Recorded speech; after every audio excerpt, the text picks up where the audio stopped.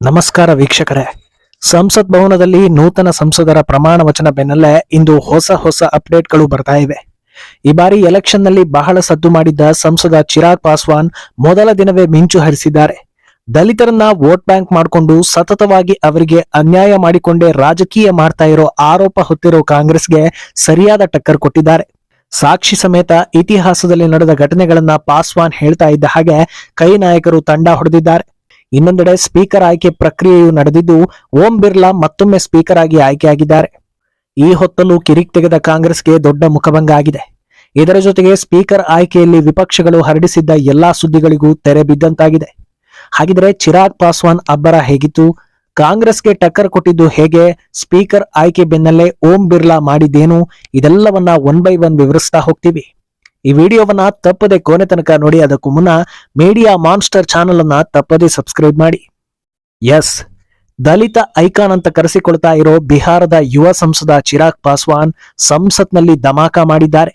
ಕಾಂಗ್ರೆಸ್ ಅಂದ್ರೆ ಅಹಿಂದ ಅನ್ನೋದು ದಶಕಗಳಿಂದ ಬಿಂಬಿತ ಆಗ್ತಾ ಬಂದಿದೆ. ಸಂವಿಧಾನ ಶಿಲ್ಪಿ ಡಾಕ್ಟರ್ ಬಾಬಾ ಸಾಹೇಬ್ ಅಂಬೇಡ್ಕರ್ ಅವರ ಅಂತ್ಯಕ್ರಿಯೆಗೂ ಕಾಂಗ್ರೆಸ್ ತೊಂದರೆ ಮಾಡಿತ್ತು ಅನ್ನೋ ಆರೋಪಗಳು ಇವೆ. ಇಷ್ಟಾದ್ರೂ ದಲಿತ ಹಾಗೂ ಹಿಂದುಳಿದ ವೋಟ್ಗಳನ್ನ ದೊಡ್ಡ ಮಟ್ಟದಲ್ಲಿ ಗಿಟ್ಟಿಸಿಕೊಳ್ಳುವಲ್ಲಿ ಕಾಂಗ್ರೆಸ್ ಯಶಸ್ವಿ ಆಗ್ತಾನೆ ಬಂದಿದೆ. ಆದ್ರೆ ಇವತ್ತು ಸಂಸತ್ನಲ್ಲಿ ಕಾಂಗ್ರೆಸ್ ನಡೆದುಕೊಂಡು ಬರ್ತಾ ಇರೋ ನೀತಿಯನ್ನ ಸಾಕ್ಷಿ ಸಮೇತ ಬಿಚ್ಚಿಟ್ಟು ಟಕ್ಕರ್ ಕೊಟ್ಟರು ಚಿರಾಗ್. ಕಾಂಗ್ರೆಸ್ಗೆ ಗೆಲ್ಲೋದಕ್ಕೆ ಮಾತ್ರ ದಲಿತರು ಹಾಗೂ ಹಿಂದುಳಿದವರು ಬೇಕು, ಆದ್ರೆ ಅವರಿಗೆ ದೊಡ್ಡ ಹುದ್ದೆಯನ್ನ ಕೊಡೋದಕ್ಕೆ ಮಾತ್ರ ಯಾವತ್ತೂ ಮನಸ್ಸು ಮಾಡಿಲ್ಲ. ದೊಡ್ಡ ದೊಡ್ಡ ಪೋಸ್ಟ್ಗಳಿಗೆ ಅವರನ್ನ ಕಣಕ್ಕಿಳಿಸುವಾಗ್ಲೂ ಕುತಂತ್ರ ಮಾಡ್ತಾ ಬಂದಿದೆ ಅಂತ ಹೇಳಿದ್ರು. 2002ರಲ್ಲಿ ಕಾಂಗ್ರೆಸ್ ದಲಿತ ನಾಯಕ ಸುಶೀಲ್ ಕುಮಾರ್ ಶಿಂದೆ ಅವರನ್ನ ಉಪರಾಷ್ಟ್ರಪತಿ ಎಲೆಕ್ಷನ್ಗೆ ನಿಲ್ಲಿಸಿದ್ರು. ಆಗ ಅವರಿಗೆ ಸೋಲಾಗಿತ್ತು. 2017ರಲ್ಲಿ ಮೀರಾ ಕುಮಾರ್ ಅವರನ್ನ ಪ್ರೆಸಿಡೆಂಟ್ ಸ್ಥಾನದ ಚುನಾವಣೆಗೆ ಮುಂದೆ ಬಿಡಲಾಗಿತ್ತು. ಆ ಸಂದರ್ಭದಲ್ಲಿ ಹೆಚ್ಚಿನ ವೋಟ್ಗಳು ಎನ್ಡಿಎ ಕಡೆ ಇರೋದು ಮೊದಲೇ ಗೊತ್ತಿದ್ರಿಂದ ಈ ನಿರ್ಣಯವನ್ನ ತೆಗೆದುಕೊಳ್ಳಲಾಯಿತು. ಈ ಬಾರಿ ದಲಿತ ನಾಯಕರಾದ ಕೆ ಸುರೇಶ್ ಅವರನ್ನ ಸ್ಪರ್ಧೆಗೆ ಇಳಿಸಿದ್ರಿ. ಈ ಬಾರಿಯೂ ಬಹುಮತ ಎನ್ಡಿಎ ಕಡೆಗೆ ಇರೋದು ನಿಮಗೆ ಗೊತ್ತಿರೋದ್ರಿಂದಲೇ ಈ ನಿರ್ಧಾರವನ್ನ ತೆಗೆದುಕೊಂಡಿದ್ದೀರಿ. ಅಂದ್ರೆ ನಿಮ್ಮ ಪ್ರಕಾರ ದಲಿತ ನಾಯಕರು ಇರೋದು ಯಾವ ಉದ್ದೇಶಕ್ಕೆ? ಸೋಲು ಖಚಿತ ಅನ್ನೋ ಸಂದರ್ಭದಲ್ಲಿ ಅವರನ್ನ ಮುಂದೆ ಬಿಟ್ಟು ಆಟ ಆಡಿಸ್ತೀರಾ? ದಲಿತರಿಗೆ ಅವಕಾಶ ನೀಡಿಲ್ಲ ಅನ್ನೋ ಆರೋಪ ಬರಬಾರದು ಅಂತ ಹೀಗೆ ಮಾಡ್ತೀರಾ? ಬಾಕಿ ಸಮಯದಲ್ಲಿ ಅವರಿಗೆ ಯಾವ ಹುದ್ದೆಯನ್ನು ನೀಡೋದಿಲ್ಲ. ಇದೆಲ್ಲ ಆಟಗಳು ನಮಗೆ ಚೆನ್ನಾಗಿ ಗೊತ್ತಿದೆ ಅಂತ ಹೇಳಿದ್ರು. ಇನ್ನು ಇದೇ ವೇಳೆ ಕಾಂಗ್ರೆಸ್ ನಾಯಕ ರಾಹುಲ್ ಗಾಂಧಿ ಸೇರಿದಂತೆ ಉಳಿದ ನಾಯಕರು ಇನ್ನೊಂದು ಹಂಗಾಮ ಮಾಡಿದ್ರು. ಡೆಪ್ಯೂಟಿ ಸ್ಪೀಕರ್ ಸ್ಥಾನವನ್ನ ವಿಪಕ್ಷಕ್ಕೆ ನೀಡಬೇಕು ಅಂತ ಕಂಡೀಷನ್ ಹಾಕೋದಕ್ಕೆ ಯತ್ನಿಸಿದ್ರು. ಆದ್ರೆ ಇದಕ್ಕೂ ಕೂಡ ಸಾಕ್ಷಿ ಸಮೇತ ಟಕ್ಕರ್ ಕೊಟ್ಟಿದ್ದು ಚಿರಾಗ್ ಪಾಸ್ವಾನ್. ಇಂದು ಯಾವೆಲ್ಲ ರಾಜ್ಯಗಳಲ್ಲಿ ಕಾಂಗ್ರೆಸ್ ಅಥವಾ ಇಂಡಿ ಒಕ್ಕೂಟದಲ್ಲಿರೋ ಪಕ್ಷಗಳು ಅಧಿಕಾರದಲ್ಲಿವೆಯೋ ಅದರ ಡೇಟಾ ಬಿಚ್ಚಿಟ್ರು ಪಾಸ್ವಾನ್. ಬಿಜೆಪಿಯೇತರ ಯಾವ ರಾಜ್ಯಗಳಲ್ಲೂ ಡೆಪ್ಯೂಟಿ ಸ್ಪೀಕರ್ ಪಟ್ಟ ವಿಪಕ್ಷಗಳಿಗೆ ಬಿಟ್ಟುಕೊಟ್ಟೇ ಇಲ್ಲ.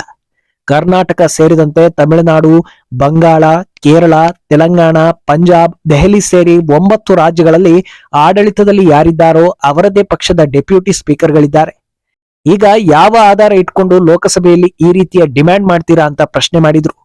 ಇದರ ಬೆನ್ನಲ್ಲೇ ನೆಹರು ಹಾಗೂ ಇಂದಿರಾ ಗಾಂಧಿ ಅವಧಿಯಲ್ಲಿ ಯಾರೆಲ್ಲ ಡೆಪ್ಯೂಟಿ ಸ್ಪೀಕರ್ ಆಗಿದ್ರು ಅನ್ನೋ ಮಾಹಿತಿಗಳು ಕೂಡ ರಿವೀಲ್ ಆಗ್ತಾ ಇದೆ. ಈ ಎಲ್ಲಾ ಸಂದರ್ಭದಲ್ಲೂ ಅವರದ್ದೇ ಪಕ್ಷದ ಡೆಪ್ಯೂಟಿ ಸ್ಪೀಕರ್ ಇದ್ರು ಅನ್ನೋದು ಸಾಬೀತಾಗ್ತಾ ಇದೆ. ಇನ್ನು ಒಂಚೂರು ಗದರದೆ ಏರು ಧ್ವನಿಯಲ್ಲಿ ಮಾತನಾಡದೆ ಕೂಲ್ ಆಗಿಯೇ ಎಲ್ಲಾ ವಿಚಾರಗಳನ್ನ ಚಿರಾಗ್ ಪಾಸ್ವಾನ್ ಬಿಚ್ಚಿಟ್ಟಿರೋದು ಎಲ್ಲರ ಮೆಚ್ಚುಗೆಗೆ ಪಾತ್ರವಾಯಿತು. ಇದರ ವಿಡಿಯೋಗಳು ಈಗ ಸಾಮಾಜಿಕ ಜಾಲತಾಣದಲ್ಲಿ ಸಿಕ್ಕಾಪಟ್ಟೆ ವೈರಲ್ ಆಗ್ತಾ ಇವೆ. ಇನ್ನು ಸ್ಪೀಕರ್ ಆಯ್ಕೆ ಪ್ರಕ್ರಿಯೆಯಲ್ಲೂ ಇಂಡಿ ಒಕ್ಕೂಟಕ್ಕೆ ಹಿನ್ನಡೆ ಆಯಿತು. 30 ಸಂಸದರಿರೋ ಟಿಎಂಸಿ ಸ್ಪೀಕರ್ ಅಭ್ಯರ್ಥಿ ವಿಚಾರದಲ್ಲಿ ಕಾಂಗ್ರೆಸ್ ಮಾತುಕತೆ ನಡೆಸಿಲ್ಲ, ಏಕಪಕ್ಷೀಯವಾಗಿ ನಿರ್ಧಾರ ತೆಗೆದುಕೊಂಡಿದೆ ಅನ್ನೋ ಅಸಮಾಧಾನವನ್ನ ಹೊರಹಾಕಿತ್ತು. ಇದು ಎನ್ಡಿಎಗೆ ಪ್ಲಸ್ ಆಯಿತು. ಅಲ್ಲದೆ ಆಂಧ್ರದಲ್ಲಿ ಪರಾಭವಗೊಂಡಿದ್ರು ವೈಎಸ್ಆರ್ ಕಾಂಗ್ರೆಸ್ ಪಾರ್ಟಿ ಸ್ಪೀಕರ್ ಆಯ್ಕೆ ವಿಚಾರದಲ್ಲಿ ಎನ್ಡಿಎಗೆ ಬೆಂಬಲವನ್ನ ಸೂಚಿಸಿತು. ಅಂತಿಮವಾಗಿ ಧ್ವನಿಮತದಲ್ಲಿ ಎನ್ಡಿಎ ಅಭ್ಯರ್ಥಿ ಓಂ ಬಿರ್ಲಾ ಸ್ಪೀಕರ್ ಸ್ಥಾನಕ್ಕೆ ಮರು ಆಯ್ಕೆಯಾದ್ರು. ಇದರ ಬೆನ್ನಲ್ಲೇ ಅವರನ್ನ ಸ್ಪೀಕರ್ ಕುರ್ಚಿ ಬಳಿ ಪ್ರಧಾನಮಂತ್ರಿ ನರೇಂದ್ರ ಮೋದಿ, ವಿಪಕ್ಷ ನಾಯಕ ರಾಹುಲ್ ಗಾಂಧಿ, ಸಂಸದೀಯ ವ್ಯವಹಾರಗಳ ಸಚಿವ ಕಿರಣ್ ರಿಜಿಜು ಕರೆದುಕೊಂಡು ಬಂದು ಗೌರವವನ್ನ ನೀಡಿದ್ರು. ಈ ವೇಳೆ ಓಂ ಬಿರ್ಲಾ ಅವರು ರಾಹುಲ್ಗೆ ಮೋದಿಯನ್ನ ವಂದಿಸುವಂತೆ ಸೂಚಿಸಿದ್ರು. ಇಬ್ಬರೂ ಶೇಕ್ ಹ್ಯಾಂಡ್ ಮಾಡಿದ್ದು ವೈರಲ್ ಆಯಿತು. 2ನೇ ಅವಧಿಗೆ ನೀವು ಲೋಕಸಭಾ ಅಧ್ಯಕ್ಷರಾಗಿ ಆಯ್ಕೆಯಾಗ್ತಾ ಇರೋದು ಸದನಕ್ಕೆ ಗೌರವವಾಗಿದೆ ಅಂತ ಪ್ರಧಾನಿ ಮೋದಿ ಹೇಳಿದ್ರು. ಲೋಕಸಭೆಯ ಸ್ಪೀಕರ್ ಆಗಿ ಓಂ ಬಿರ್ಲಾ ಅವರು 5 ವರ್ಷಗಳ ಅನುಭವವನ್ನ ಹೊಂದಿದ್ದು ಸದನವನ್ನ ಸರಿಯಾದ ದಿಕ್ಕಿನಲ್ಲಿ ನಡೆಸಲು ಮತ್ತು ಅದನ್ನ ಹೊಸ ಎತ್ತರಕ್ಕೆ ಕೊಂಡೊಯ್ಯಲು ಸಹಾಯ ಮಾಡುತ್ತೆ ಅನ್ನೋ ಭರವಸೆಯನ್ನ ಪ್ರಧಾನಿ ವ್ಯಕ್ತಪಡಿಸಿದ್ರು. ಇನ್ನು ಸ್ಪೀಕರ್ ಆಯ್ಕೆ ಪ್ರಕ್ರಿಯೆ ಬೆನ್ನಲ್ಲೇ ಕಾಂಗ್ರೆಸ್ಗೆ ಟಕ್ಕರ್ ಕೊಟ್ಟರು ಓಂ ಬಿರ್ಲಾ. ತುರ್ತು ಪರಿಸ್ಥಿತಿ ಹೇರಿ 49 ವರ್ಷಗಳು ಕಳೆದ ಹಿನ್ನೆಲೆ ಆ ಹೊತ್ತಲ್ಲಿ ದೇಶದಲ್ಲಿ ಆಗಿದ್ದ ದುರ್ಘಟನೆಗಳನ್ನ ಸ್ಮರಿಸಿದ್ರು.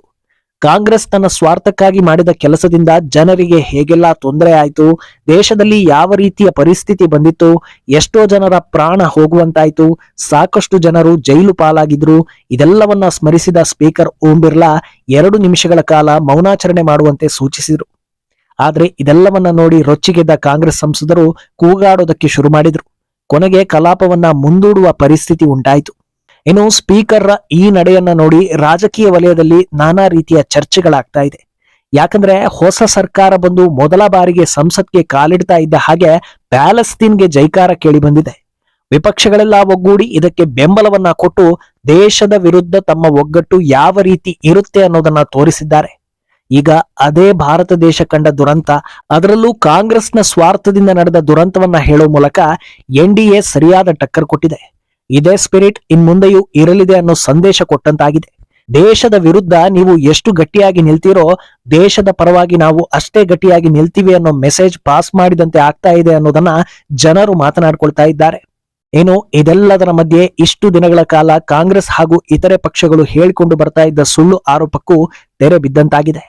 ಸ್ಪೀಕರ್ ಆಯ್ಕೆ ವಿಚಾರದಲ್ಲಿ ಬಿಜೆಪಿ ಮಿತ್ರರಲ್ಲಿ ಅಸಮಾಧಾನ ಇದೆ. ಟಿಡಿಪಿಯ ಚಂದ್ರಬಾಬು ನಾಯ್ಡು ತಮ್ಮ ಪಕ್ಷದವರನ್ನ ಸ್ಪೀಕರ್ ಮಾಡಬೇಕು ಅಂತ ಪಟ್ಟು ಬಿದ್ದಿದ್ದಾರೆ.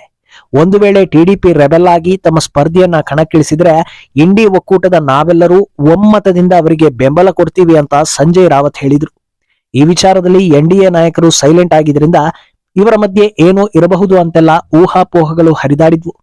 ಆದರೆ ಓಂ ಬಿರ್ಲಾ ಸ್ಪರ್ಧೆಗೆ ಇಳಿದು ಯಶಸ್ವಿಯಾಗಿ ಆಯ್ಕೆಯಾದ ಬೆನ್ನಲ್ಲೇ ಇಂಡಿ ಒಕ್ಕೂಟಕ್ಕೆ ತೀವ್ರ ಮುಖಭಂಗ ಆಗ್ತಾ ಇದೆ.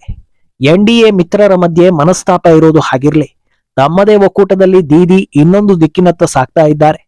ಮೊದಲು ಅವರ ಕಡೆ ಗಮನ ಕೊಡಿ, ಸುಳ್ಳು ಸುದ್ದಿ ಹರಡೋದನ್ನ ಬಿಡಿ ಅಂತ ಜನರು ಮಾತನಾಡ್ಕೊಳ್ಳೋ ಹಾಗಾಗಿದೆ.